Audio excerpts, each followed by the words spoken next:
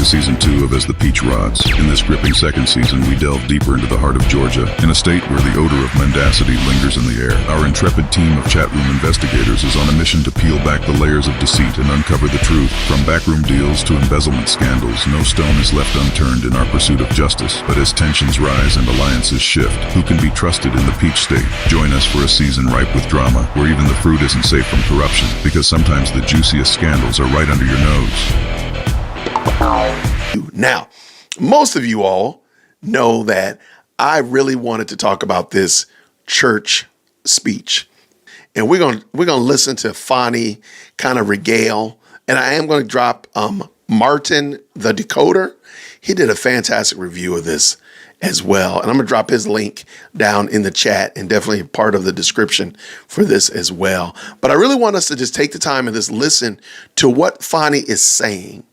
And what I mean by that is, let's listen to the words that are coming out of her mouth and how she is pushing or supporting or propping up an idea that she's, I don't think it's a lap too far to say that she's called to do this work by God.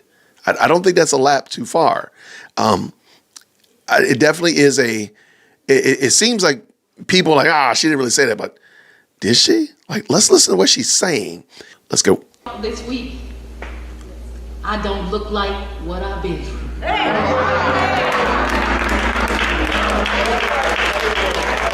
want y'all to know I pulled out my most lavish $29.99 dress from Ross. Okay, shout out real quick. Okay, I'm calling Bupkis on. This was done right on the heels. On Thursday, she had done the infamous pink dress, storming into the courtroom, lies, and such like that. So this is on the heels of that. I do think it's kind of disingenuous that she's like, I pulled out my most expensive $29 dress from Ross. You know what? It might actually be a dress from Ross. But we had all heard how you were spending money. So this is an attempt to diminish a lot of that pushback and diminish a lot of the, dare I say, critique that came from other people. So I think that's a little bit disingenuous, but let's go. Here I stand. Good gracious. I don't look like what I've been through.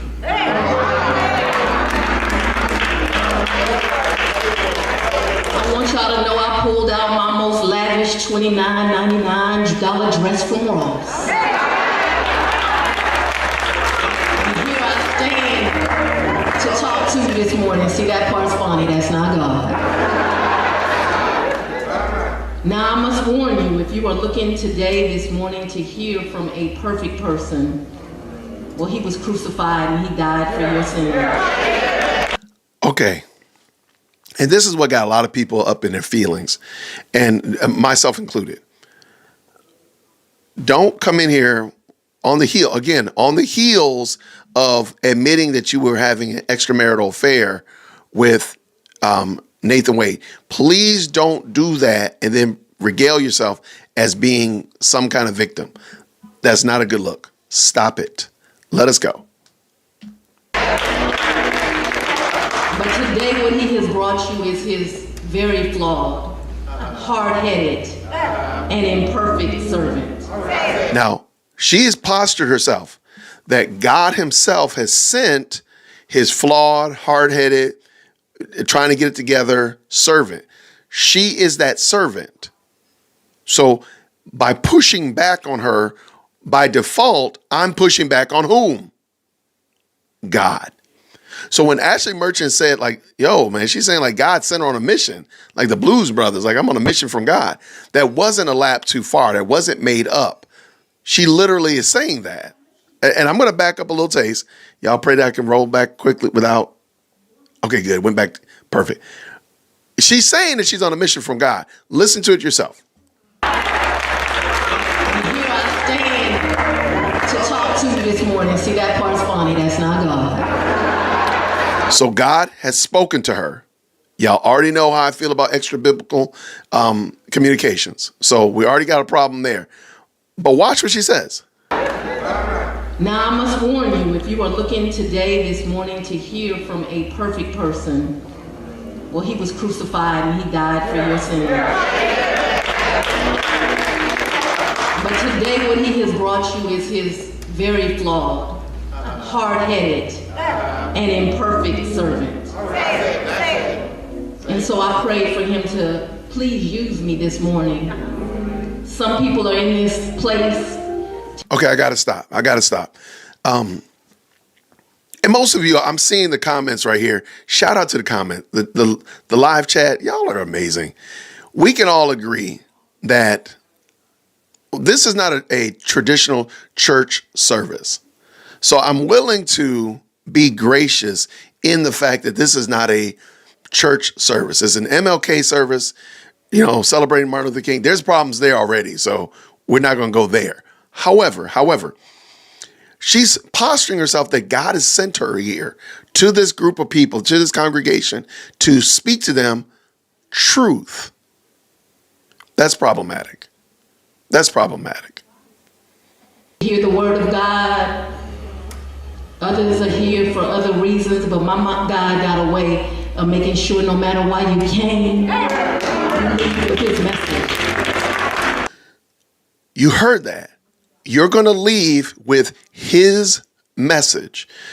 And who's the messenger? Who is the messenger? It would be Fani Willis. Okay. So the message that Fani Willis gives us is the message that God wants this congregation to have. Don't you see the problem that she's walking into? When she's walking into a humongous rat's nest. Let's go.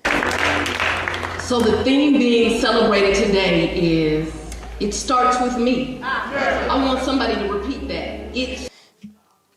Y'all, and you probably already know this, when a pastor asks you to repeat after me, or speaker even, asks you to repeat after me, a lot of the time it's what's called a stop. It causes you to stop thinking critically, and you just reply and speak after that person. So the person says, repeat after me, the sky is purple.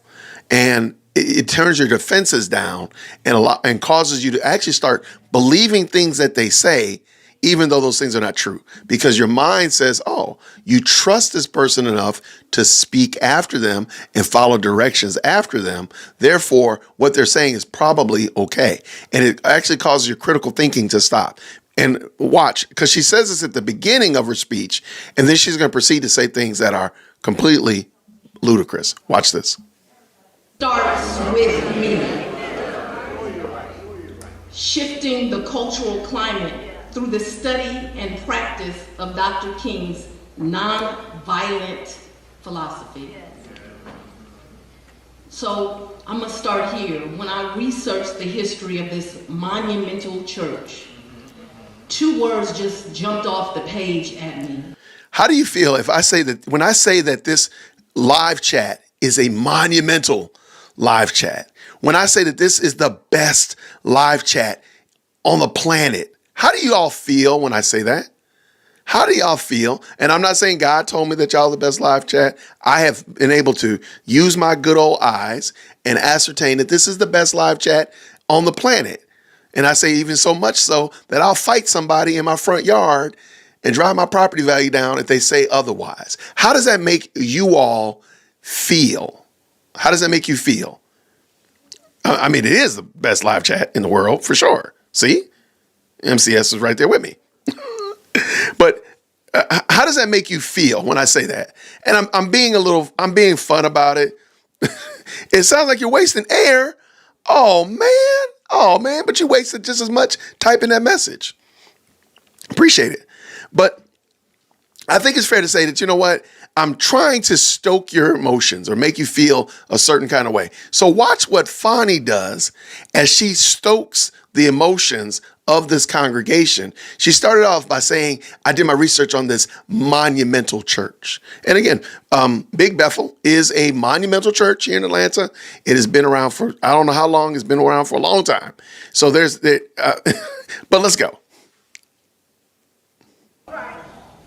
And the words were this church is built on faith and resilience. How do they feel? The hard-headed flawed, imperfect servant before you is built and is being constantly chiseled on faith and resilience. Y'all are so amazing. And now I, as the servant, hard-headed, imperfect, flawed servant, I'm being chiseled and worked to be just like you. This is some complete and utter verbal manipulation of the highest tier. I'm sorry, Fani, this is hot garbage. But watch, it actually gets hotter and more garbagey. I smiled when I read the description. I knew God was telling me, I'm sending you where you need to be. I was invited here to give you a message, but yet my God does what he always does. He brought a message to me. So this message that she's about to share to Big Bethel AME Church didn't come from Fani, allegedly. Didn't come from a soup can. Oh my gosh. What do you want? Charlotte didn't believe you were a YouTuber. Why, Charlotte? Why are you harassing me? Ladies and gentlemen, boys and girls, I'm telling y'all need to pray that I can get me a lock on my door, because this is what I have to put up with. Okay, go on and say hi. This is Char. This is his. Oh, hey, why are you bringing your friend in? What in the world? Y'all, this is President Firstborn. My friend didn't believe he was a YouTuber, and I. Yeah. So hold up, he's got the live chat going. What's going on? What's going on? And it's us. Go away. This whole setup. Lock the door. Why does this keep happening, y'all? Bye, Daddy. Bye, baby. Why are y'all doing this? Are y'all sending her text messages telling her to come? By the way, the other day I asked y'all, should she go to the mall or to the Marietta Square? You all blessed her heart so much. Y'all made her whole entire day with that. I appreciate it. And I hope for y'all this week, it started over again. I don't look like what I. The hard-headed, Here we go. flawed, imperfect servant before you is built and is being constantly chiseled on faith and resilience. I smiled when I read the description. I knew God was telling me, I'm sending you where you need to be. I was invited here to give you a message, but yet my God does what he always does. He brought a message to me. He knew this child needed reminding. So I want to talk to you today about what it's required to be a soldier in this warfare, and that's what it is. Warfare to shift the cultural climate. I must reveal to you a secret, though. All right, so we're shifting cultural climates now. Okay, Fani, you're shifting cultural climates. Okay, explain to me and help me understand how you're going to do that. And please keep in mind, this is God speaking to her, and she's basically through her. So God is speaking through her to this congregation in order to bring about a cultural climate change. Okay, all right. Oh, wait for it, they want to know. The journey is ugly. The journey is painful. The journey is full of pitfalls. But if you are one of his children, you must answer the purpose. You must answer the call. Y'all don't hear me. You must answer the mandate. The question becomes, are you qualified? And it really comes down to this. How much are you personally willing to sacrifice for the greater good and his purpose? How much? I want you to really sit and think about that question. Okay, I'm not trying to be funny. And I know, okay, my name is Jason. I'm a Presbyterian deacon. I'm super, my spidey senses go up. My antenna go up whenever I hear somebody preaching. You do realize she didn't say anything, right? She literally has been bloviating for better than 3 minutes, almost 4 minutes. And she actually hasn't said anything. She's not said a thing. How much are you willing? That is the most vacuous term I've ever heard in my life. You know what we should have did? We should have played Fani Willis bingo. That's what we should have did. We should have played Fani Willis bingo, Jason. You missed an opportunity. Because this right here would be some golden Fani Willis bingo. Dog, I should have did that. Okay, next time, I'll remember. We should have did that. She's not saying anything. She's not saying anything. Sure, she's using words. Air is coming out of her mouth, moving her vocal cords, and sound is coming out of her mouth. I got you. But the sound that's coming out is completely void of meaning and purpose. It's just sounds. It doesn't even make sense. How much are you willing to sacrifice for God's purpose? See, I must confess to you, as a little girl, I really did not think that Dr. Martin Luther King's dream would still be just a work in progress. But is it though? I thought by 2024, as a 52-year-old woman, that certainly us humans would have gotten it together. That the cultural shift would have already taken place.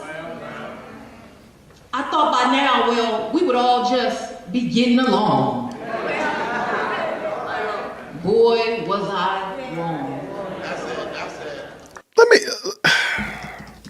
I'm not going to be pie in the sky. Okay, I started my channel by discussing critical race theory, social justice, and Black Lives Matters. And I like to point out that things are not exactly as people like to point them out to be. And so, and I'm not going to turn this into a rant about the fact that race relations are not as bad as people are making it out to be. You're just saying that in order to push an agenda and an idea further down the road. So I'm gonna let that slide. I do want to point out something, how people love to keep making it sound like we are still trying to obtain something in the past that should have already come. And she's talking about Martin Luther King Jr.'s infamous I Have a Dream speech. And you would think that the way she makes it sound is like Jim Crow and Bull Connor are still running amok in the South. And that's not the case at all. So why is she saying this when in fact it's not true? You got to start asking that question. Why in the world is she saying this? Why in the world is she pushing an idea and a narrative that the world is the sky is falling when in fact it's not? Why is she doing that? Now, right now. What about right now? Tell us about it. As much as any time in history, we need a cultural shift. As Americans have normalized, some of y'all say that with me, Americans have normalized. That's a stop thinking device. Again, she's going to do it several times in here. So I ask you to say something after me because it stops you from thinking critically about what I'm saying. So you're like, oh, I trust them because I just said something after them. I got to trust them. That is amazing. They've normalized cruelty. What cruelty? They've normalized bigotry. They've normalized hate. Cruelty? How about the cruelty of Fani Willis indicting people indicting people without charging them and keeping them in jail longer than 45 days? How about the bigotry of you selecting another woman's husband to have extramarital relationships with while you're single and that man is married? How about that? What about what about that? Does that ever settle in your mind that maybe those things are wrong, Fani? I'm just wondering. Y'all gonna get me up on RICO charges anyway. Many of our youth and adults have no respect for authority. No respect for authority. Okay. How about the authority that says that when that pastor stood before that man and woman said, by the authority invested in me by the state of Georgia, I now declare you husband and wife? How about the authority of not sleeping with that man? Fani, how about that?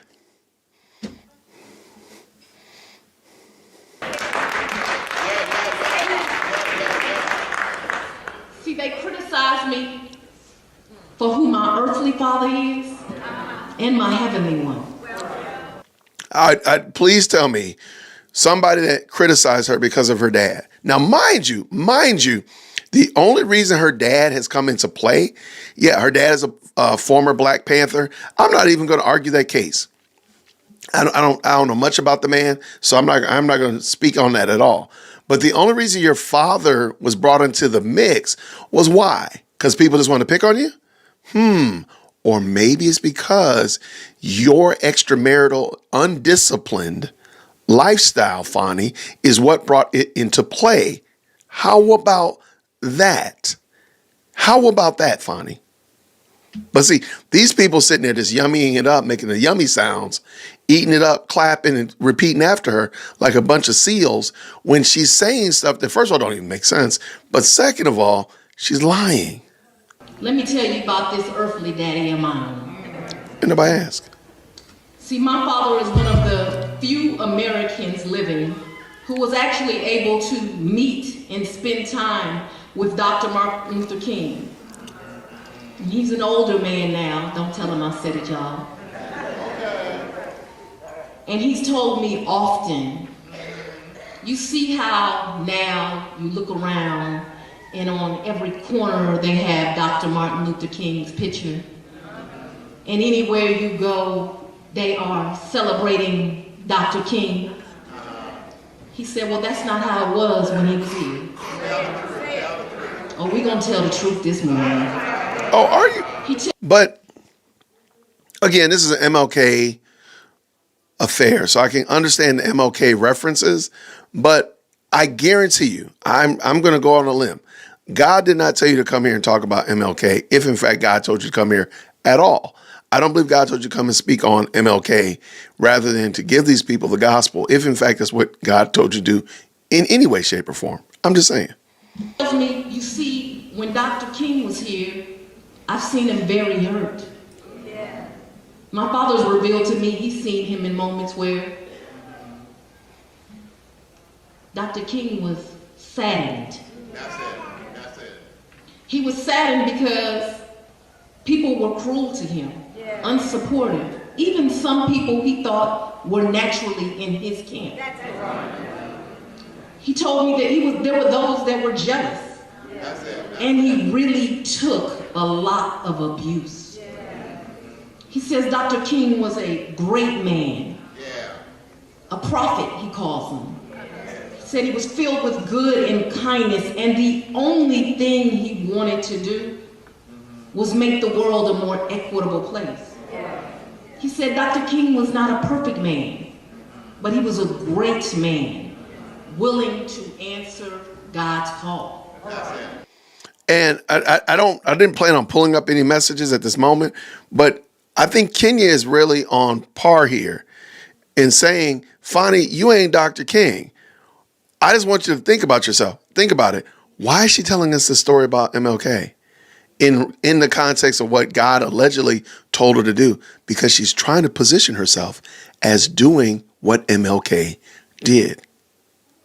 And she's trying to use authority, appeal to that authority, and then buttress her own self in there as following after MLK. Watch. Good catch. You all, this week at one point, because they told me I could be honest with y'all, I became so in need of my source,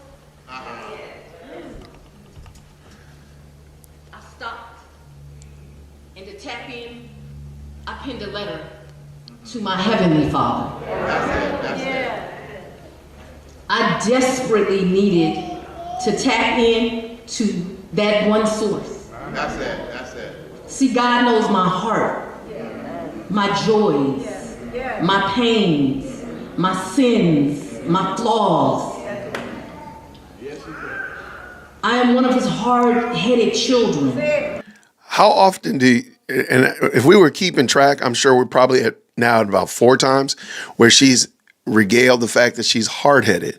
Look, everybody falls short. Nobody's perfect. So that's not the argument that I am making. I'm only saying you shouldn't be, if in fact you've already solidified the fact that, you know what, I'm a human. I think everybody knows that.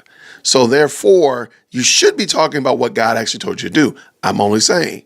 So this argument right here, I'm hard-headed. It doesn't go well for what you're trying to say. It doesn't go well for the case that you're trying to make, which is that God sent you to give a message. Because at the current moment, you still haven't given the message that God told you to do. And we're about 10 minutes in. I'm sorry, only 7 minutes in. Please forgive me. So he must get me together often. I'm telling the truth this morning. But see, in my life, I have experienced things that have taught me Jesus is the only source I can only rely on every time. So when I make the claim, because now she's brought in Christ. She's brought Christ into the picture. So she's in a church, she's in the pulpit, she's talking to God, and now she's brought Jesus into the mix. So Jesus is the source that she can rely on. What does that mean? What does that mean? Does that mean that Jesus is kind of like my cheerleader? Does it mean Jesus is like my therapeutic deist counselor? What does that mean that Jesus is my source that I can depend on? Is he like, what does that mean? And I hate to tell you, just spoiler alert, she's not going to explain it any more than that. But let us continue. All the time. I wondered if it was okay with you to share this letter I wrote this week to my God. But you are warned, it ain't the prettiest journey.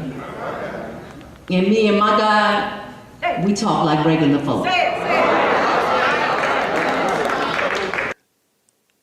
So what does that mean? This is not a pretty letter that I wrote to God. So she wrote something to God. And, it's fair to say she probably typed it. That's fair. So she wrote something to God. And she's going to read it to everybody in the congregation. And she warned them that it's not going to be pretty and that me and God talk like regular folk. So that means that God speaks back to her. Extra biblical. So the conversation that she's about to read to us is something that she would say to God, and therefore God would reply back to her or whatnot. I just want to make sure we understood this correctly and what she's about to do. So this is the infamous church speech. Dear Father in heaven, 4 years ago, you sent a godly woman to see me.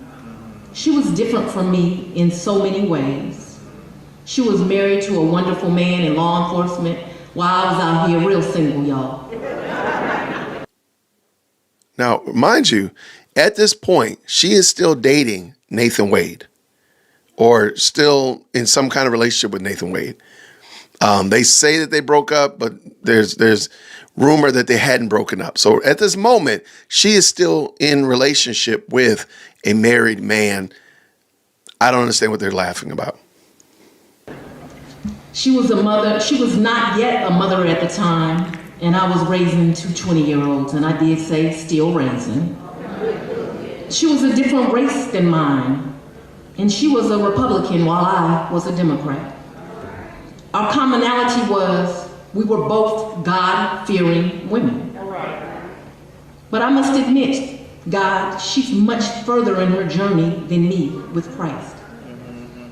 She explained to me, God, that you had spoken to her and told her to seek me out, and so she did.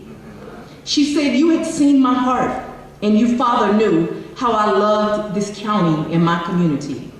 She provided me with the Bible and encouraged me to commit to reading it often. She said you revealed to her that if I had promised to work hard, follow you, root out corruption at every level, you would give me the position of leadership I sought. So, again, I got to back that up because y'all might have missed that. She is doing this because listen to what God told this other woman, this nameless woman, to tell Fani Willis. Just listen to it again. To her and told her to seek me out, and so she did. She said you had seen my heart, and you, Father, knew how I loved this county and my community. She provided me with the Bible and encouraged me to commit to reading it often. She said you revealed to her that that if I promised to work hard, follow you, root out corruption at every level, you would give me the position of leadership I sought. I had no idea what her words meant. Follow him, root out corruption, and follow authority. I could probably, I'm sure if we opened up the chat, I'm sure we all could get examples of her not doing that. Being corrupt, being dishonest, not following authority. I mean, we could just talk about what Congress has sent to her in the most recent, and the city commission here in Atlanta. And my goodness, in the morning, following after God, but you're holding hands with a man that's married. And you haven't repented of this to our recollection. Not saying that you got to repent so that I feel comfortable with it, but I think we could all see pretty clearly you haven't repented of this extramarital affair, Fani. But God is speaking to you like this. But he's not telling you to repent. He's not telling you to turn away from your sin. He's not telling you that. He's just saying it's all good because you're going to root out corruption in Fulton County, which, by the way, is still pretty corrupt. And is getting more and more corrupt on a daily basis. We just literally are watching how your investigators are hitting on witnesses. I don't understand how this God that you're speaking about is telling you to do these things, Fani. But in this beautiful lady, I saw Christ. So I knew I was just going to obey. I don't think either of us at the time had an idea what I would inherit or gain as I became the DA. Lord, even right now. Okay, so now we are invoking tears. And I'm not calling somebody shady, but we're invoking tears. And I can understand people being emotional. I got you. But why are they, again, please understand, Fani Willis's appeal and her, I'm sorry, the target and that's on her back is because of Fani Willis. It's not because of Trump. It's not because of white people or white supremacy or people don't like black women in power. It's because of Fani Willis. This is called accountability. And the weight of accountability is weighing down on her. But she wants to try to shirk it off by faking tears and coming here to this church to try to get them to help alleviate the burden of her needing to be accountable. That's it. That's the problem. She doesn't want to be accountable for her actions. She doesn't want to say, I was wrong. I did the wrong thing. And because I was wrong, this whole entire case is crumbling. Because I did not put the right people in play, this entire RICO case on YSL has gone into a dumpster fire. She needs to eat that. That's not anybody else's fault. That is her fault. She must embrace that, but she refuses to. And so now she's going to use crocodile tears to kind of shirk it off and wiggle it off.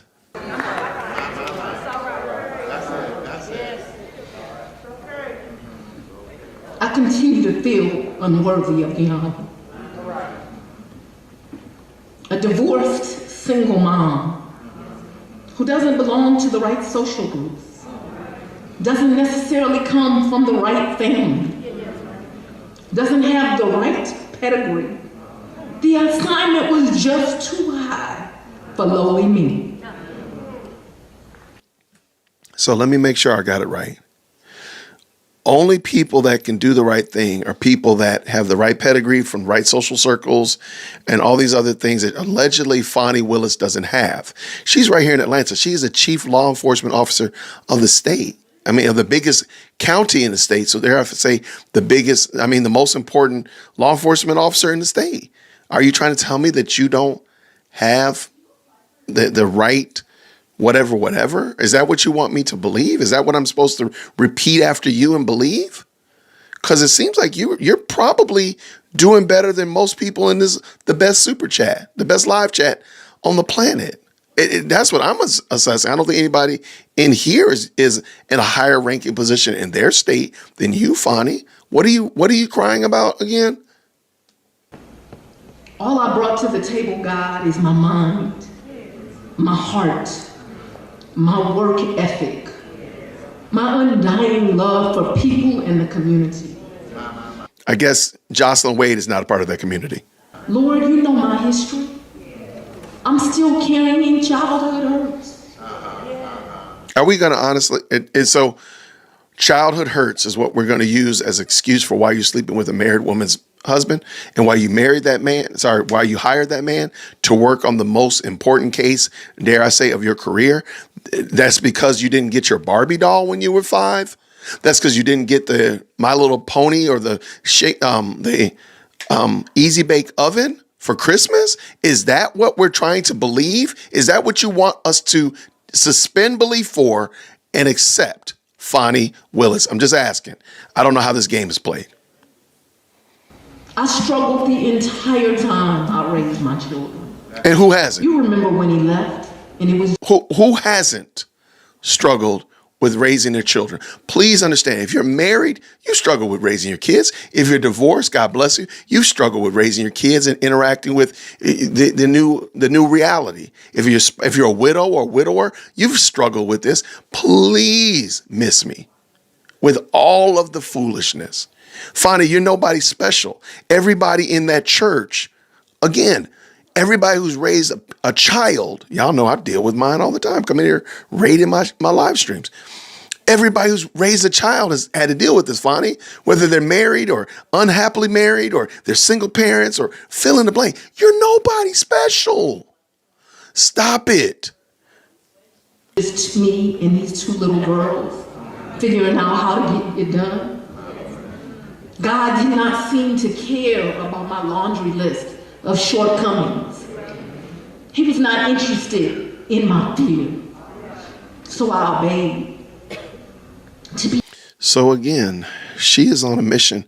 I'm gonna have to have producer Jason, editor Jason, add like the Blues Brothers. We're on a mission from God. Like she's on a mission from God. So God is like, forget all that other stuff, all of your flaws and foibles. We got to get this mission done. This is the primary mission that needs to get done. Okay. Honored as the first DA, and he was a woman. Y'all hear me on that? Not a woman of color, just a woman. She was elected in a landslide victory over Paul Howard as the first female DA of Fulton County. Now, I want you to remember that because in a few moments, she's going to take all that back. She's actually, again, like that's notable. Sure. Okay, that's notable. But she's about to, in a moment, shoot that in the foot. Will always be one of my greatest honors. I worked so hard for it so long, but I still humbly realize only 1% of the district attorneys in this country are women of color. Why should I, your lowly servant, get this honor? But then this job began. But Fani, if you lead with color, if you lead with ethnicity, if you lead with things that you cannot change, you are putting yourself in a position where you're not able to take responsibility and accountability for what you're doing. Example being, if you say, look, I worked hard in school and I've earned this position because I worked hard, then therein is your ability to say, well, I need to work harder to remain in this position, or I need to work more, be more intentional in order to be successful in this position. But if you lead with and make it something of value, AKA your gender, your ethnicity, those are not things that you can change or improve upon. So you're always going to lean on those. And so you'll always be able to find a way to make those the key points of your victim Olympic run. Wait a minute, God. This is her letter. God to tell me there was more than 50,000 cases not closed. You left that detail out. She already knew that. She worked for Paul Howard. She knew how many cases were in there already. It wasn't, remember, that's why I played their opening salvo. She actually worked in Paul Howard's DA office. So it wasn't something she didn't know about. She knew how many cases there were. Wait a minute, God. 18,000 unindicted cases going back 7 years? Wait a minute, God. The morale of the staff is in the toilet. And some of them are unqualified around here. I think the unqualified comment is completely ironic, given the fact that while she's giving this speech, Nathan Wade is running the point on the Trump case. The irony of that has to be completely and totally just like comedy level, Def Comedy Jam level. And also keep in mind, Nathan Wade was also responsible for rehabilitating the Fulton County Jail. And just something interesting. We interrupt this program to bring you a special report. Let's take a quick commercial break. We Watch YouTube is a channel that has supported Dear World Christian phenomenally. And in about an hour or so, they're going to drop a brand new video on their channel. So I'm just going to give you like a little taste of it to encourage you to go check them out when this video is over with. Down in the description will be the link to the video premiere. So go check them out and support them and let them know that DWC sent you. So let's go check it out. Give them the truth. You're standing here like you have some clout. Why God? You lift your voice to shout all of your venom pouring out. It's faith that moves and not your doubt. Better think again, my friend. He's about to come again. You're gonna learn to say yes, sir, Mr. Jesus. You're gonna learn today, yes sir, Mr. Jesus. Things won't go your way till you learn to say yes sir, Mr. Jesus. Who do you think? And now back to your regularly scheduled program. God, you gotta be kidding. 7 of the highest profile cases in the United States gonna land right here? Nah, please make it stop. God, you forgot to mention that my life and the life of my family would be threatened so regularly. I now think it's not normal if I don't have 2 death threats a week. God, you did not tell me that people would call me the N-word more than they call me Fani. Let me real quick. I'm going to interject that because she's really posturing. And in the chat, let me ask you a question. She said right there that death threats. Notice that push the idea and the narrative that all of this started once she got involved with the Trump trial. So she really likes to make that sound like, you know, people who support Trump, right-leaning people, Republicans, are the ones that are calling her names, that are issuing death threats.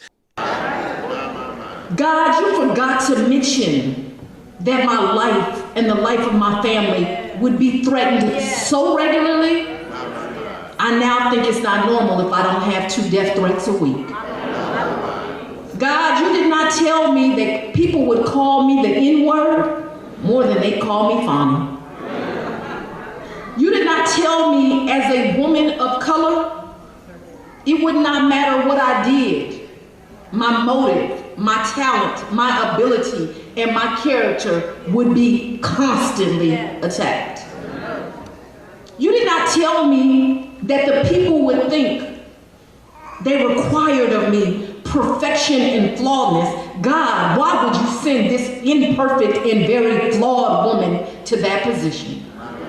God, you did not tell me my home would be swept multiple times for bombs.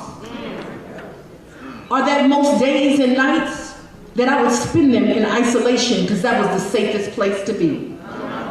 You forgot to mention, Lord, that I would have to abandon my home.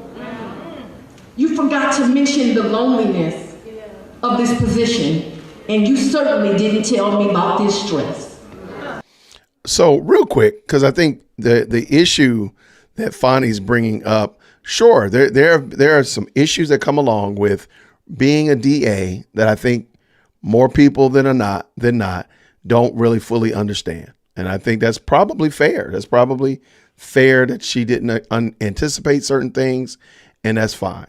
The problem is, how many of these things did you actually bring upon on yourself versus things that were brought about by various and sundry cases that you're dealing with. Because I don't think that that's fair to just say, oh God, oh, this is just terrible. Woe is me. Ma'am, you did these things. I'm sorry. I just don't get it. I don't get it. Let's finish this. God, I trust you. God, I thank you. God, I love you. I thank you for every attack that makes me stronger. See, I sit here with a peace that surpasses all.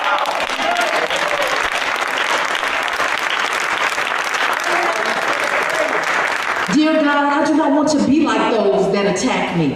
I never want to be a Marjorie Taylor Greene who has never met me. So now we're introducing characters that are demonstrating the opposite, that she's praying against, that she's battling against. And now we're starting name dropping, if you will. So this is going to be interesting. Let's continue. But has allowed her spirit to be filled with hate. How does this woman, who has the honor of being a leader in my state, how is it that she has not reached out to me? She can tell me, I don't agree with anything you're doing, but I do not agree with people threatening your life or the life of your family. That is conduct that is wrong and intolerable, and as a leader, I shall not stand for it. How did such a woman come to think that it was normal and normalized that another woman was worthy of such cruelty? So I'm just wondering, did y'all hear her say that a woman attacking her was demonstrating cruelty? Did y'all hear that? And I'm only wondering, does that also apply to Nathan's wife when she filed and rather insinuated pressing charges against her if Nathan's wife subpoenaed her in order to have her testify in their divorce hearing? When she threatened a woman with a lawsuit and criminal charges, I wonder, does that apply the same way? So Marjorie Taylor Greene, same thing. And this, I wonder, does Nathan's wife have the same level of respect and, dare I say, support from Big Bethel? Just wondering. I'm only wondering. Pre-K law student. Let us go. Let's continue. I would never wish for her to have the experiences of the threats that I received, the derogatory name calling, the being doxxed multiple times. So I think, again, I'm really confused. How does this work? Because keep in mind, most of us heard this story that Nathan's wife was having had an extramarital affair in 2015. Down in the chat, if you heard that, could you please write yes? If you heard that, and of course, if you didn't hear it, say no. But did y'all hear that? I did hear that, and I'm going to go ahead and type yes, because I did hear that, and I talked about it. So I'm just wondering, had you heard that story as well? Okay. I see a couple people saying yes. A couple people saying yes, they've seen it. Or rather, I'm sorry, they heard it. Absolutely. Yeah, they heard that. Okay. So here's my other question then. Here's my other question. I know. I'm just being petty. Who said that? Who told that story initially? Who told the story? It's Fani Willis. That's right. So putting this woman's health issues on blast, putting Nathan's health issues on blast, putting her alleged extramarital affair on blast, all that came from Fani Willis. But her God didn't tell her not to mind her mouth. Her God allegedly that she's speaking to and talking so candid with, and she's being very transparent with her God, but she wasn't transparent with anybody else in her office. By the way, I'm hiring my boyfriend to work on this case. She didn't do that. But we're supposed to bend over backwards for this exegetical gymnastics that she's doing. I'm just wondering. I don't know how the game is played. I'm trying to find the rules for the game. Let's go. God, you never told me that on Christmas night 2023, that I would get an emergency call from Capers Green, my chief of investigations. The police are surrounding your house. A man has called 911 and he said he shot a woman in the head. I am headed there. You never told me the pure, unimaginable fear as I believe my oldest child was dead in my home. I cannot describe, God, for you the panic and the terror and the fear I had, believing my child was no longer with me. I thank you, Lord, that it all turned out to be a cruel hoax and just another day to steal my joy as I tried to celebrate you. God responds to his hard-headed trial. Now remember, she's having a dialogue with God. And now God is actually now speaking back. So God is now speaking extra biblical to her directly. So she's claiming direct revelation. So what she's being told should be true. What she's being told should be, dare I say, biblical even. Pray for Marjorie Taylor Greene. Pray for the man's soul who called your house. God, wait a minute. I ain't there yet. I'm still in my walk with you.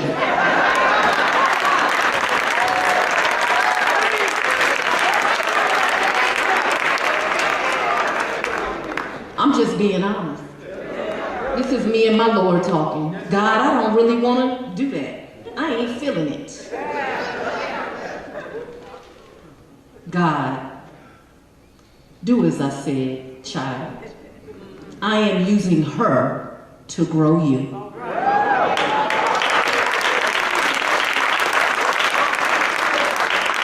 Pray for her. I am using all of these experiences to fortify her. Flawed, hard-headed, imperfect me. Pray for her? Yes. But dear God, are you listening? Why does Commissioner Thorne and so many others question my decision in a special counsel? Okay, so now, and I see a lot, the chat is, y'all got some keen ears. Y'all already know the problems and this foolishness that she's saying. So I'm not even going to insult you. But now she's going to get into why are they asking and scrutinizing, because this is early on. Now she's referring to the early on when this case was started, when she hired on her boyfriend, because she's not going to mention that part that, oh yeah, by the way, I'm actually, sleeping with this man. She doesn't kind of mention that. That seems to be a key piece of information that this woman smiling behind her would probably want to know or need to know. Just my little 2 cents. Let's go. Lord, your flawed, hard-headed, and imperfect child, I'm a little confused. I appointed 3 special counsel, as is my right to do. Paid them all the same hourly rate. Paid them all the same hourly rate. That's been proven to be false. So add this to the list of lies that she's told from this pulpit. They only attacked one. They didn't only attack one. They actually, only one of them is the one that you're sleeping with. Yeah, I guess if you was having a 4x4, they would be a 4 on. They would be talking about all of y'all. But you're only sleeping with one of them. That's why, Fani. But again, she's got to make it. She's got to make it something that it's not. I hired one white woman, a good personal friend and great lawyer. A superstar, I tell you. I hired one white man, brilliant, my friend, and a great lawyer. And I hired one black man, another superstar, a great friend, and a great lawyer. Oh Lord. Did she ever mention, by the way, I'm having an extramarital affair with that man? Because that might be information, because again, nobody's even arguing that he wasn't a great lawyer, even though I've heard people argue that against him now. But the issue is not that he's a great lawyer. She's trying to make it, because again, she set it up earlier that she was a woman of color, the woman of color issue, so on and so forth. Not that she worked hard, not the merits that she brings to the equation, but rather just the immutable factors that she had nothing to do with. She had anything to do with being born black, nothing to do with her being a woman, nothing. So now she's going to do the exact same thing to Nathan. Let's go. They're gonna be mad when I call them out on this nonsense. First thing they say, oh, she gonna play the race card now. But no, God, isn't it them who's playing the race card when they only question one? Isn't it them playing the You're only sleeping with one of them. Were you sleeping with the white woman? That's kind of weird. I mean, that's weird. Were you sleeping with the white man? Again, that's kind of strange. I'm just wondering, who were you sleeping with? Who did you hire and allow block billing to? I'm just wondering, Fani. Again, you stood right here in this church, and this church, shame on Big Bethel. They should have called her out on this foolishness. Even if they got shanghaied today, they should have stood up as soon as it became clear and evident that she lied to them. They should have called her out about that.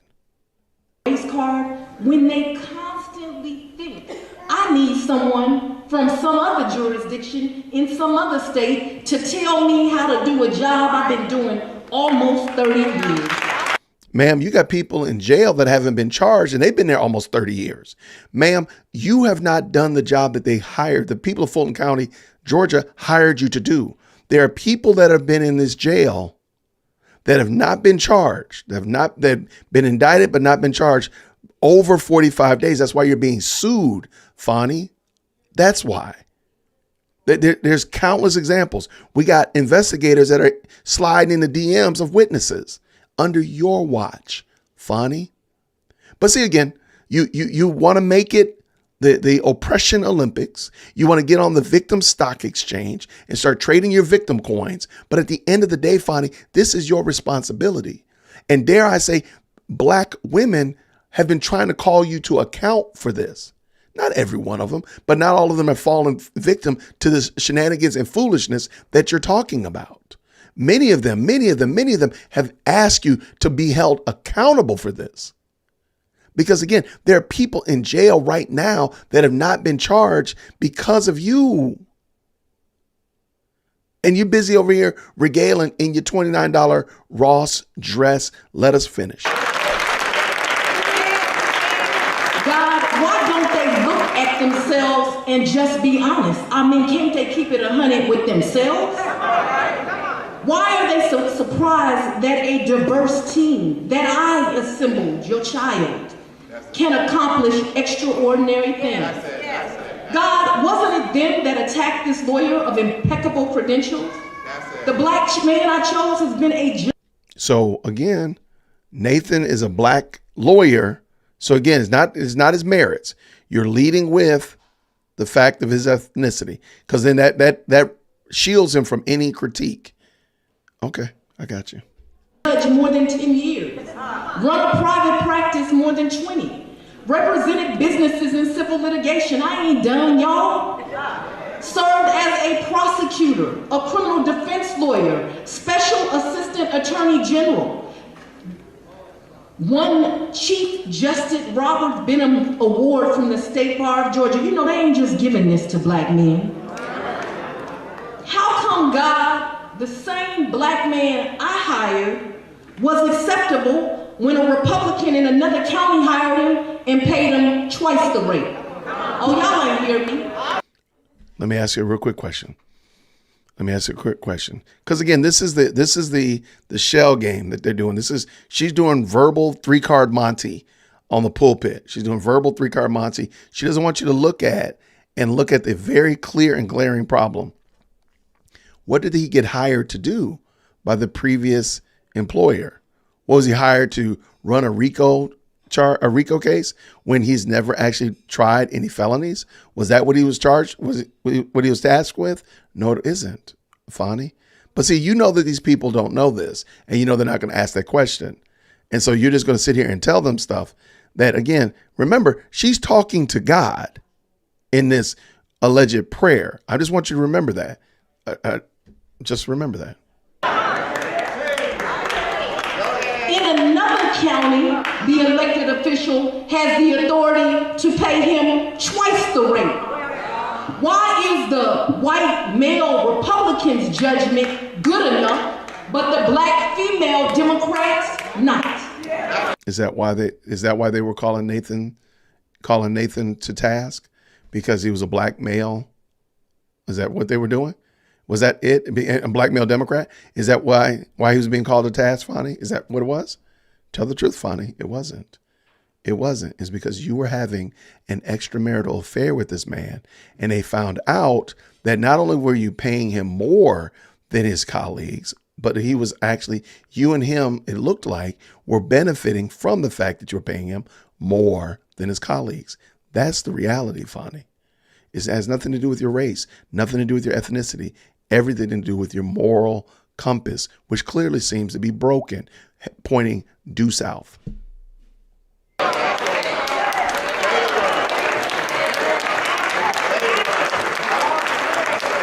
Now, please hear me. I'm not criticizing his judgment. The people of his county elected him to make that decision. In fact, let me put it on the record. He's someone I respect because he was always willing to hire diversity. He was just looking for quality. I don't care political party. They care about it. My only question is, why is it questioned then? Would she hire the pre-K law student? Do y'all really think that Fani doesn't care about political leanings? Do you really believe that? You could. But do you think that she would hire the pre-K law student? I mean, probably like valet cars or something. I don't know what I would do. I don't actually know what I would do in Fulton County. I don't know what they do in Fulton County. Let's tell the truth, shame the devil. But do you think she would actually hire the pre-K law student? Nah, I don't think so. Lord, now I want to be clear. All three of these special counselors are superstars. They're all superstars. At what? No pun intended. But what are they superstars at? For real. Real questions. But I'm just asking God. Is it that some will never see a black man as qualified, no matter his achievements? What more can one achieve? The other two have never been judges, but no one questions their credentials. I'm just saying. I like how you say I'm just saying. So let me ask you a question. What was he a judge of? Now, and what were they doing before? Because I got this bad feeling, I'm pretty sure I'm right, they had actually tried felony cases before, at least felony cases. Nathan had done none of that. So therefore, this notion that they're only picking on him because he's black is actually silly.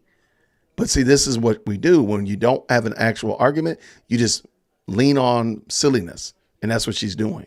Let's finish.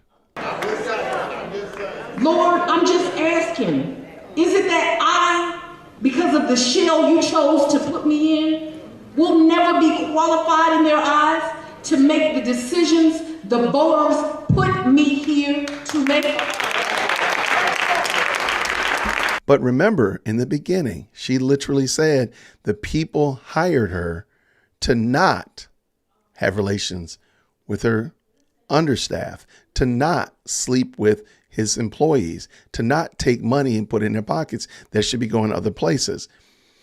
Boy, look how the wheels have turned.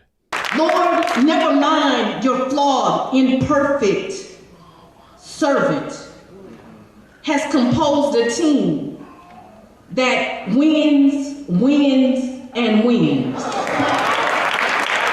And this is something that I've learned in my now fledgling pre-K law student life. It's not all about winning. It is about bringing justice. And for her to talk about, we got a 95% success rate, a 95% conviction rate. Though, sure, if somebody's guilty of something, you do want them.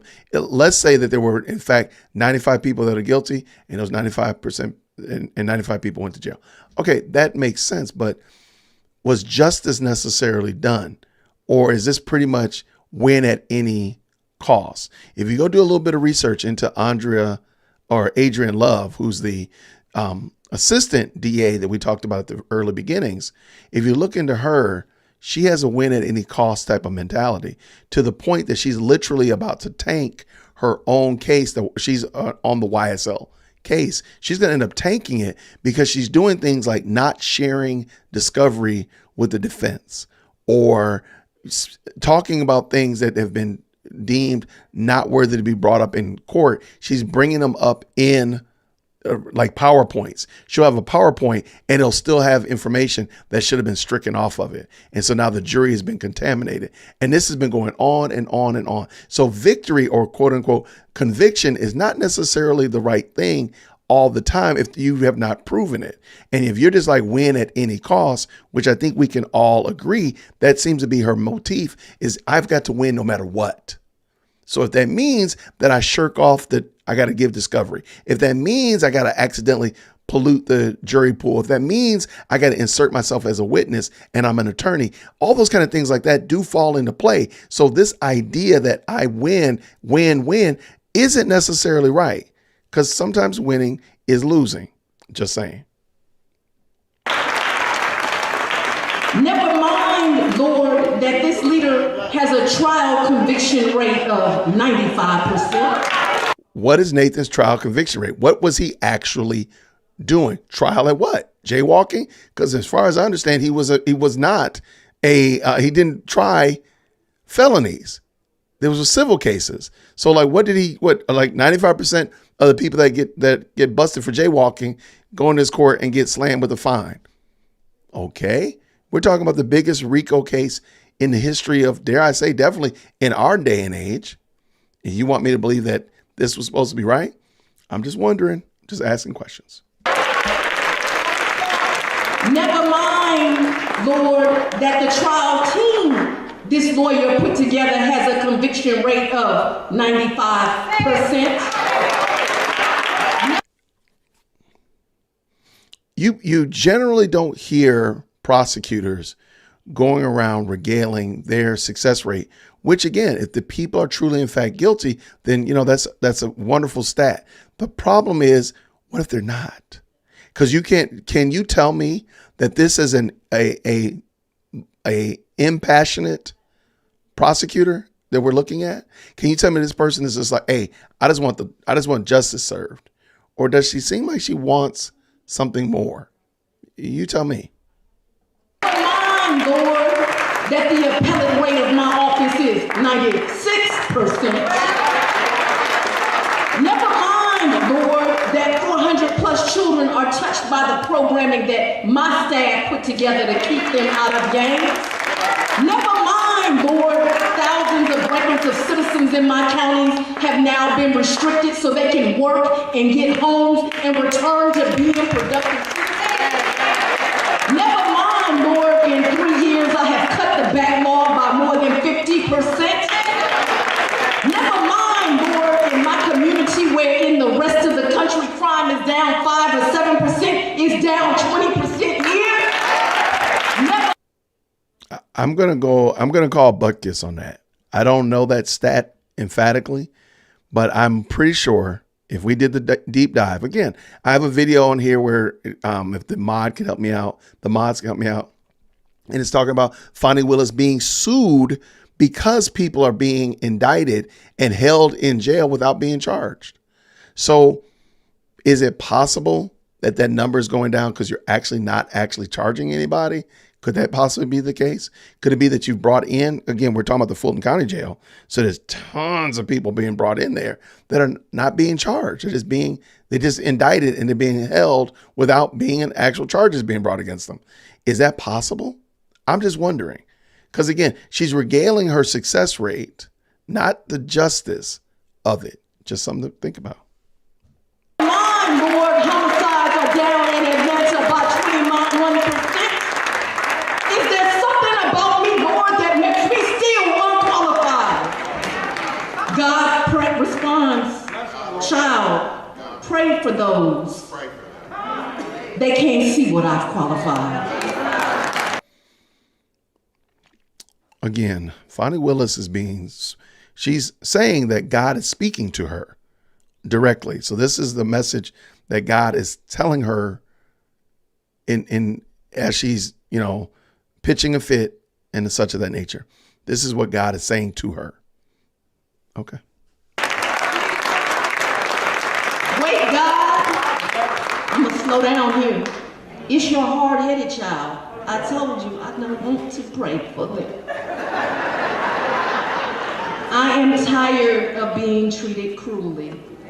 Pray for them anyway, child. Pray for their hearts.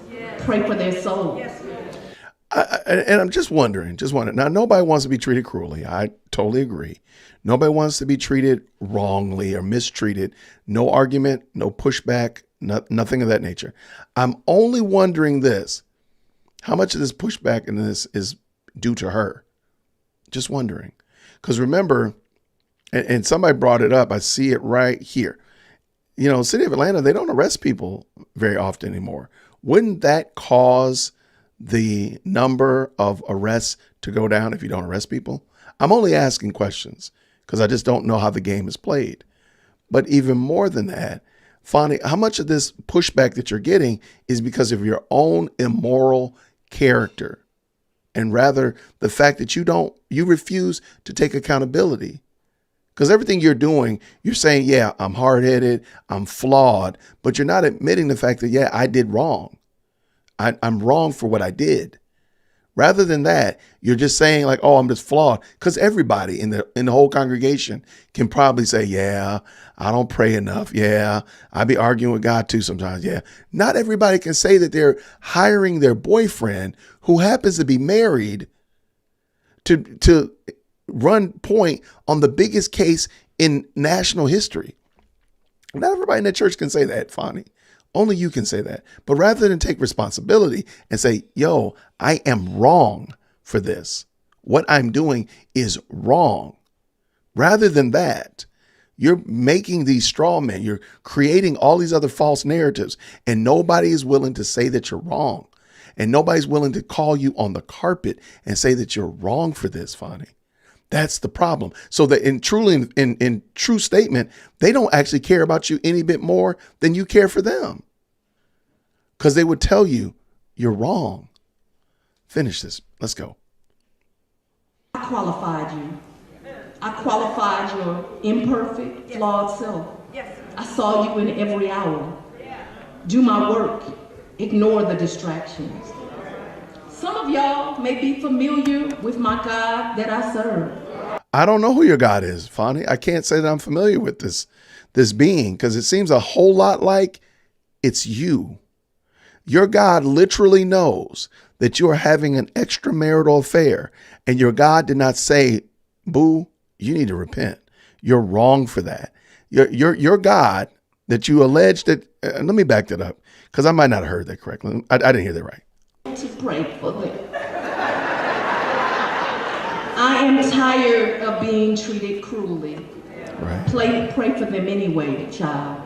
Okay, Pray for their hearts. Pray for their souls. Okay. I qualified you. I qualified your imperfect, flawed self. I saw you in every hour. Do my work. Ignore the distractions. Do the work. Okay. Some of y'all may be familiar with my God that I serve.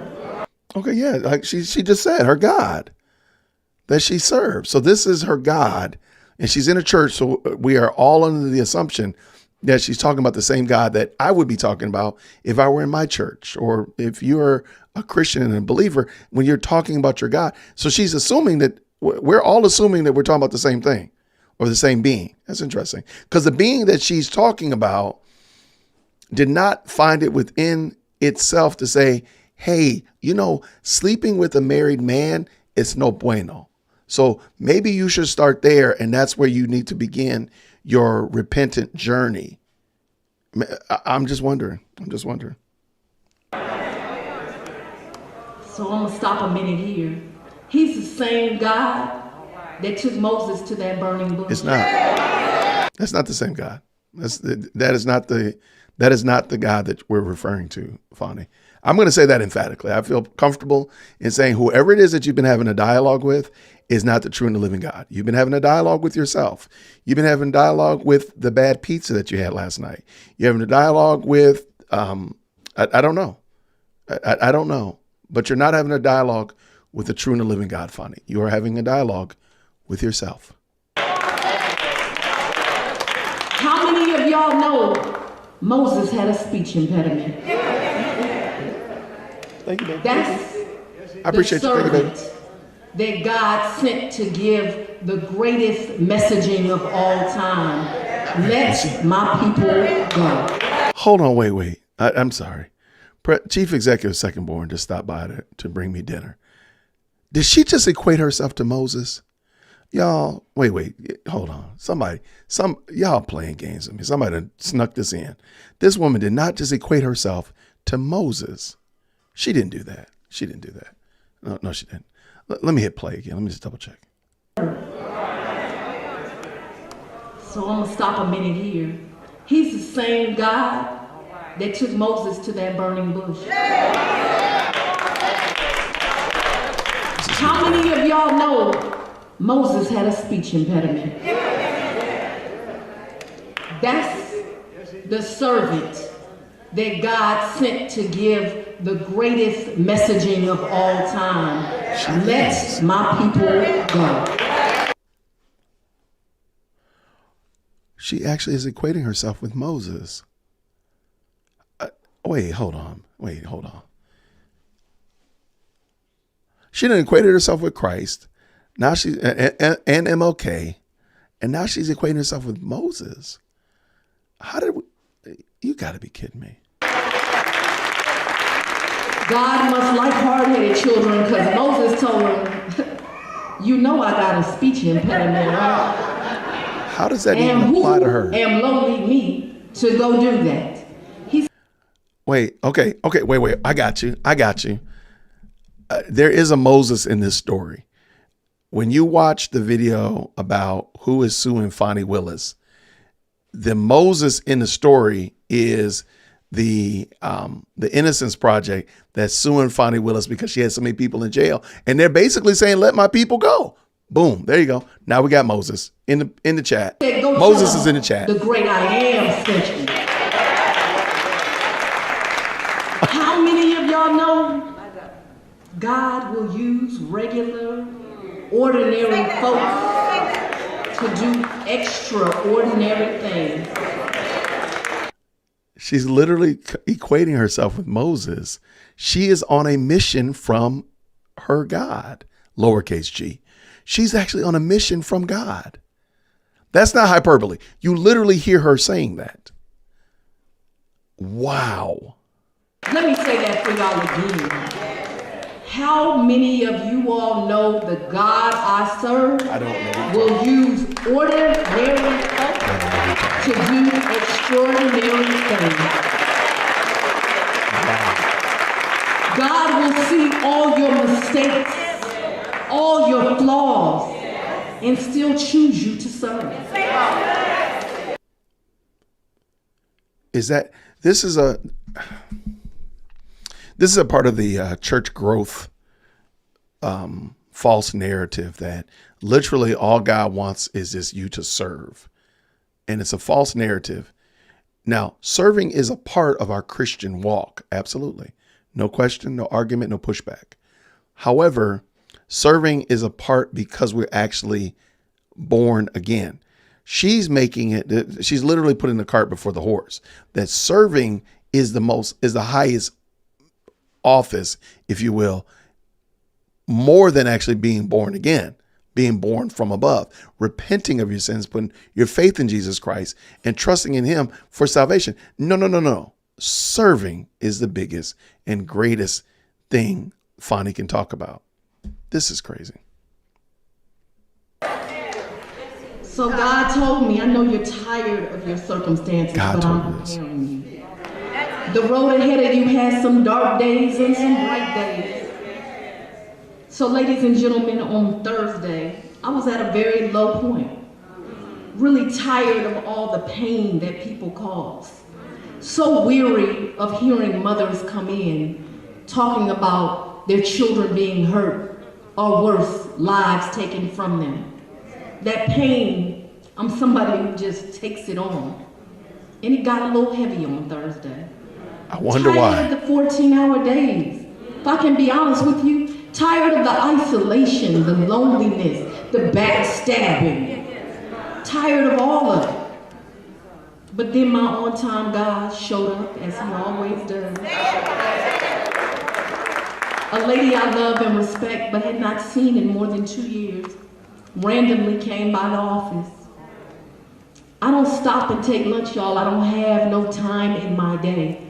But somehow God miraculously cleared my schedule for 40 minutes. Appointments canceled and open up so I could spend 40 quality minutes with this lady. So pious. She was another leader.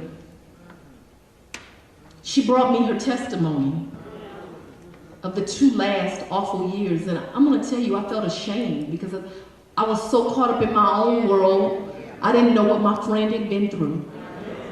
She told me of a cheating husband and of a divorce that had taken place. The irony of that right there has to be, that wins the irony award. She literally just said that her friend came and told her about her cheating husband and the impending divorce. The irony of this woman standing in the pulpit talking about that is, okay, I got to back that up. A few seconds. Oh, it's 30 seconds. All right, let's go. Cleared my schedule for 40 minutes. Appointments canceled and open up. So I could spend 40 quality minutes with this lady. She was another leader. She brought me her testimony of the 2 last awful years. And I'm gonna tell you, I felt ashamed because I was so caught up in my own world, I didn't know what my friend had been through. She told me of a cheating husband and of a divorce that had taken place. She talked to me about cancer that entered her body and almost took her out of this place. She talked to me about family trauma and of a child trying to commit suicide. Y'all, this woman is evil. I'm sorry. I don't say that, and I haven't said anything of that nature. I have said her moral compass is broken. But she's literally talking about a friend of hers who had a cheating husband, they have a pending divorce, there's a sickness going on, and suicidal children. And she does not see that she is that woman, that she is that exact woman. She's having an affair with Nathan. It's in fact negatively impacting his own children. His wife is sick, and she has the audacity to, oh my gosh, how cruel is this? And she's literally playing herself as the victim while she is in fact the predator. This is amazing. In honor of you, Luigi, I'm going to give it to her.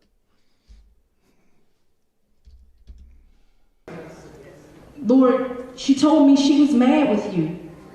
The position of authority she had, she really didn't want, but she took it because you told her to, and she had been obedient. And so she wanted to know, how could I be obedient, Lord, and you take me through this last 2 years I've had?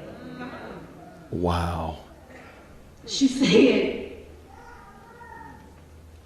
Lord, you said you would perfect me.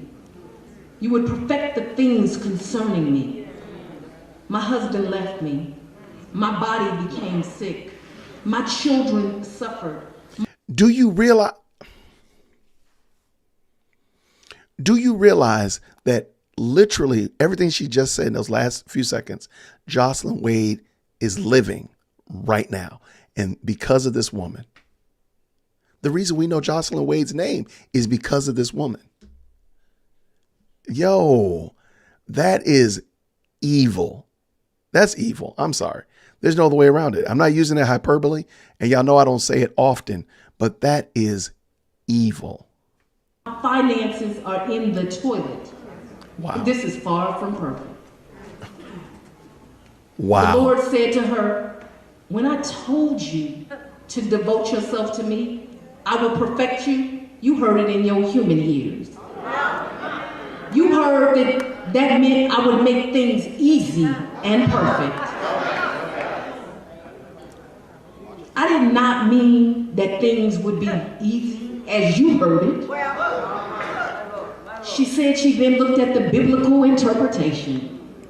When the verse says the Lord will perfect that which concerns you, it literally means he will complete it. How many of you all know my friend's random visit was not random at all? And once again, the Lord was talking to his hard-headed child. This is probably the 37th time she said that she's hard-headed. If you remember her saying that she's hard-headed and you haven't liked this video, please make sure you like the video. If you like this type of content, hit the like button. I really do appreciate it. If you don't like it, Hit the like button 3 times. It sort of kind of does the same thing. But, that's why I said, like, I don't think many of us heard the full totality of this. Shout out to the eclipse, the full totality of this speech. Because if we had, man, she really, and again, like, that's why Sadao and them, Grandpa and Boots and all of them were pointing this out about this church speech, because it really is condemning. It really is like, like she literally is saying, she's telling Jocelyn's story, Joycelyn's story as her own. That's when crazy. the Lord was saying he would perfect the things concerning me, he was telling me he would use me to complete it. So I'm here to tell you something, and it may make some of y'all a little uncomfortable. Having you standing in a pulpit and all these people making that yummy noise is making me extremely uncomfortable. You're correct. That is making me extremely uncomfortable. I feel like I need to take a shower after listening to this. The smarmy, nasty lies that you just sat there and told, that does make me feel uncomfortable. You are correct, Fani. You're correct. God's using ordinary people to do extraordinary things. I come real regular. In fact, when I meet people, that's what they say. Real regular. You don't have no airs about yourself. And I say, well, how can I come from regular folk. I ain't got no pedigree. I'm not a member of any of those elite organizations. And one more thing, I'm as flawed as they come. That's it. But there is something special about me. It's my willingness to love people. That's it. I love people of every political party. But you don't love Jocelyn. You don't love another black woman who's ill, that you're sleeping with her husband. You don't love Jocelyn. And again, I don't know Jocelyn from a can of paint, but it would seem like she would be the one that she's like, you should support. Like, you're literally telling a story about your friend whose story parallels Jocelyn's story, almost hand in hand. It's almost like you're talking about Jocelyn to some degree, shape, or form. I kind of wonder, is that what you're doing? But you don't love her. But we're supposed to care about you. But you don't love this woman, another black woman, not making it about race, but another black woman who has a health issue, who's a single mom, whose husband left her, who's financially in some tough spots. And it's actually because of you, Fani. It's because of you. You don't love her. But we're supposed to bend over backwards and make the yummy sounds and sound like seals over you, but you can't do the same thing for her. I'm just wondering. Different viewpoints, different races, different sexualities. And one thing you will come to learn about me is I make sure everyone else is good, and sometimes I'm not. This is the third tier set. How are you the victim? How are you the victim? How are you a victim, Fani Willis? How are you a victim? Because you're crying for yourself, not for what your sin. You're not crying about the fact that I violated God's holy, just, and righteous commandments. And I'm literally standing before a congregation of people in a pulpit where God's word should be proclaimed every Sunday, in a building where God's people gather, and I'm lying to them. Why are you not concerned about that, Fani? Why are you not? See, Dr. King was an extremely special, brilliant, godly man. But he was just a man. Yes. And his journey was full of mistakes, pitfalls, pain, and ugliness. Despite all of that, he overcame those things and he changed the entire world. See, I know we are at a time of history when they want to throw away books and not talk about history. Some of y'all may have forgotten when Dr. King was alive, he was attacked for his stance on the Vietnam War. Some of y'all might have forgotten that scandal the FBI tried to do on personal indiscretions they alleged. Some of y'all forgot that. But now that same FBI will take a day off to celebrate Dr. King because my Lord and Savior will make them your footstool.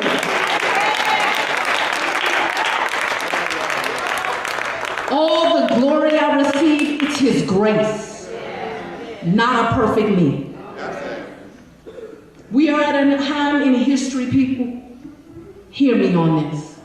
We are at a time in history when you can no longer sit back and just let other folks do it. You cannot expect black women to be perfect and save the world. I honestly, I've actually heard this, but I think because I'm watching it with the best live chat in the universe, it's like hitting differently. Who in the world said that black women have to be perfect? Who in the world said that Latino women, white women, Spanish women, Asian? Matter of fact, let me just go big. Who in the world said anybody had to be perfect? Who said that? I would love to know who actually told you that you had to be perfect. All we're saying, really, Fani, is really simple. Don't be sleeping with a married man and then hire the married man to run point on the most important RICO case in American history. That's all we're saying. It's really that easy.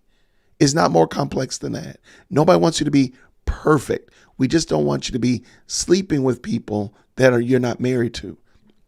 That's really easy. I mean, good gracious in the morning. It really should not be a complex idea.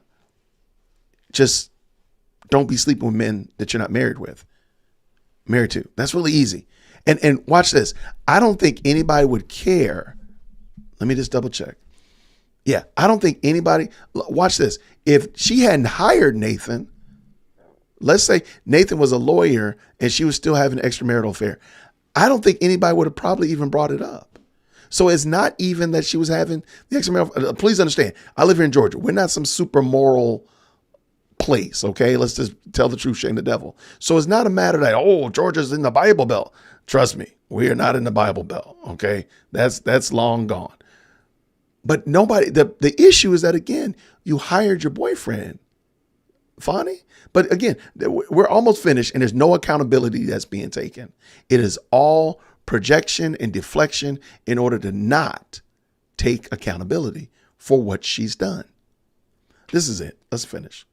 The Lord is completing us. We are not perfect. We need your prayers. We need to be allowed to stumble. We need grace. With that kind of support, we will move mountains and do Jesus' will. Stumbling all the way. Jesus's will. Did you hear her say that? She just said, we will do Jesus's will. Everybody, stuck their tongue out when Ashley Merchant said that she was saying that she's on a mission from God. She's literally saying it right here. That God told her this. This is Jesus's will, whatever she's doing. But it's not Christ's will for you to repent of your sin. It's not Christ's will for you to turn away from your sin. No, that's not Christ's will. So his flawed, hard-headed, and imperfect child has a message for each of you today. Please find a way to do your extraordinary, God-given assignment and make this community and the world a better place for all of his people. See, it is never about who you are. It is always about the great I am and who he is.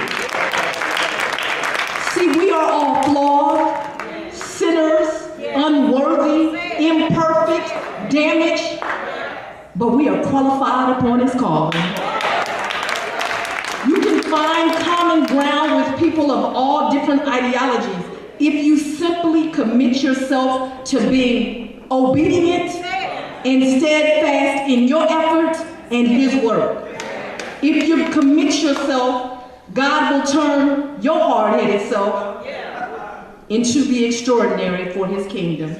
Thank you. That was a complete train wreck, and I already knew it. And I'm like, yo, how in the world did we get here? Again, it just hit differently. I watched it the first time, and then to hear how she was basically making herself the victim. She made herself a victim. That's amazing. That's some grade A, stir-fried, GMO foolishness right there. That's amazing. Totally amazing. Oh my gosh.